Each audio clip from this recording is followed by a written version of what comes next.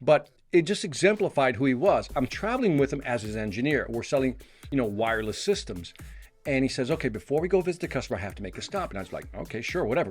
And I remember we were living in Miami and we stopped off at this Cuban coffee place. Now, Cubans actually drink coffee in these small little cups because it's like really espresso, right? And I remember we got a bunch of them and it was like a tray. And he's like, okay, you hold the tray. We have to drive like a mile. Whatever you do, don't spill these, right? I'm like, why are you getting all these trays, right? All these coffees.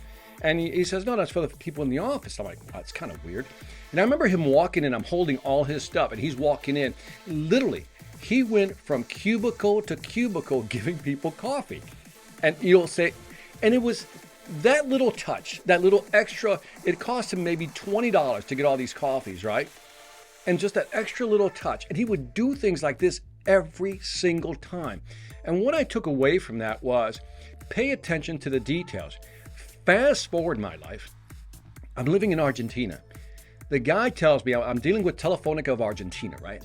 And I remember the director says something about how he loves collecting guns, right? Like he's like an antique gun collector, right? And I was like, oh, okay, that's, just stored it, right? And then I remember about a couple of days later, I was walking down, somewhere downtown in Argentina, in Buenos Aires, and I see a bookstore. So I go into the bookstore, and sure enough, there's a book on antique guns. And they also had this fake model gun, like a revolver. It was fake, but it was like in a beautiful case.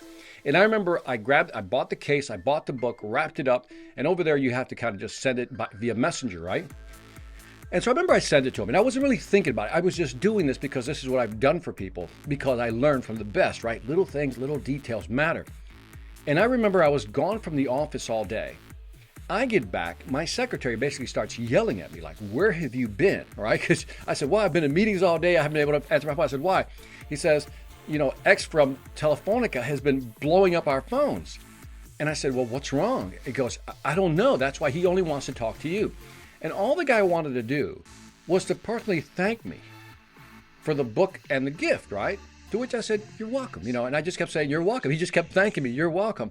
And I'm not saying that closed any deals, but I'll tell you this much. Every time I wanted access to Telefonica to talk to some of the higher level people or supervisors, he was always my way through. In another instance, I remember some guy mentioned to me he loved Metallica. And it was years ago when Metallica did something with the Philharmonic Symphony. And I remember I brought him the DVD set. It was another person, right? And he just fell over. Because he's like, oh, you remember it? I said, yeah, I was in the U.S. and I saw this. I thought you might like it. And again, I'm not thinking, this is not a bribe, or I'm not trying to do anything. I'm just like being like my mentor taught me. Little details matter. Just be nice to people. And that's what I've always done. Even my people within my office, I would always bring back gifts for them, little small gifts. Sometimes, what's interesting, Adam? It doesn't even matter the value of the gift. It's just the thought. Like, wow, you listened to me, you thought about me. And that, I think if salespeople were to take away one thing from this whole conversation about persuasion, that right there buys you a lot of brownie points. And again, I'm not doing this to manipulate, to try to get something. I just say, why not make somebody happy? Why not make somebody's day? That's persuasion to me.